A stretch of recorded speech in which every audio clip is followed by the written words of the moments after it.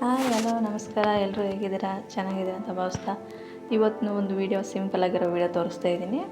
ಇದನ್ನು ನೀವು ಮಾಡ್ಕೋಬೋದು. ಮನೇಲಿ ಮಕ್ಕಳಿರೋರಿಗೆ ತುಂಬ ಹೆಲ್ಪ್ ಆಗುತ್ತೆ ನೋಡಿ. ಈ ಥರ ಮಾಡಿಕೊಟ್ರೆ ಚಪಾತಿ ಚೆನ್ನಾಗಿ ತಿಂತಾರೆ, ಸಖತ್ತಾಗಿ ಮಾಡ್ಕೋಬೋದು. ಸೊ ಇದಕ್ಕೆ ಮೊದಲಿಗೆ ನಾನು ಮೈದಾ ಹಿಟ್ಟು ತೊಗೊಂಡಿದ್ದೀನಿ. ಅದಕ್ಕೆ ನೀರು ಹಾಕಿ ಕಲಿಸ್ಕೋಬೇಕು ಚೆನ್ನಾಗಿ. ನೋಡಿ ಈ ಥರ ಮಿಕ್ಸ್ ಮಾಡ್ಕೊಳ್ಳೋಣ. ಹಿಟ್ಟು ಸ್ವಲ್ಪ ನೆನೆಯಾಗಿ ಒಂದು 5 ನಿಮಿಷ ಬಿಡೋಣ. ಚಪಾತಿ ಮೃದುವಾಗಿ ಬರುತ್ತೆ. ನೋಡಿ ಹಿಟ್ಟು ನೆನೆದಿದೆ, ಚಪಾತಿ ಕೂಡ ರೆಡಿಯಾಗಿದೆ. ನಾನು ವಿಡಿಯೋನ ಸ್ವಲ್ಪ ಕಟ್ ಮಾಡಿದ್ದೀನಿ. ನೋಡಿ ಈ ಥರ ರೆಡಿಯಾಗಿದೆ ಚಪಾತಿ. ಇದಕ್ಕೆ ಏನೇನು ಬೇಕಂತ ನೋಡ್ಕೊಳ್ಳೋಣ. ಸೌತೆಕಾಯಿ, ಈರುಳ್ಳಿ, ಕಟ್ ಮಾಡಿರೋ ಮೆಣಸಿನ್ಕಾಯಿ, ಟೊಮೊಟೊ, ಕೊತ್ತಂಬರಿ ಸೊಪ್ಪು, ಆಲೂಗಡ್ಡೆ ಫ್ರೈ, ಶೇಂಗಿನ ಖಾರ. ನೋಡಿ ಚಪಾತಿನ ಈ ಥರ ಇಟ್ಕೋಬೇಕು.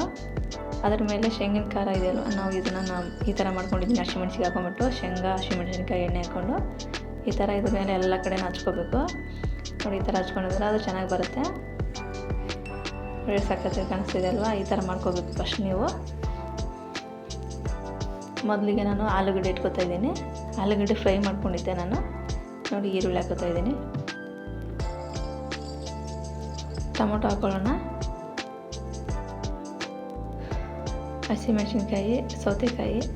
ನೋಡಿ ಸೌತೆಕಾಯಿ ಹಾಕೊಳ್ಳೋದ್ರಿಂದ ಚೆನ್ನಾಗಿ ತಿನ್ನೋದು ಟೇಸ್ಟ್ ಬರುತ್ತೆ. ನೀವು ರೆಸ್ಟೋರೆಂಟಲ್ಲಿ ತಿಂತೀರ ಅದೇ ಥರ ಬರುತ್ತೆ.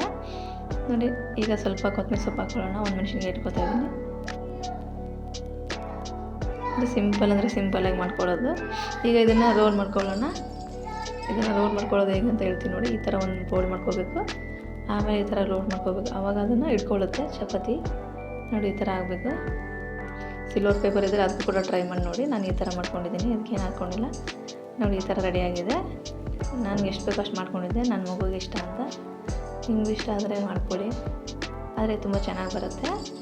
ಒಂದು ಸತಿ ಟ್ರೈ ಮಾಡಿ ನೋಡಿ. ಸಿಂಪಲಾಗಿ ಮಾಡುವಂಥದ್ದು ರೋಲು. ಸ್ಯಾಂಡ್ವಿಚ್ ಥರ ಇರುತ್ತಲ್ವ, ಅದೇ ಥರ ಇದು. ತುಂಬ ಸಖತ್ತಾಗಿ ಬಂದಿದೆ.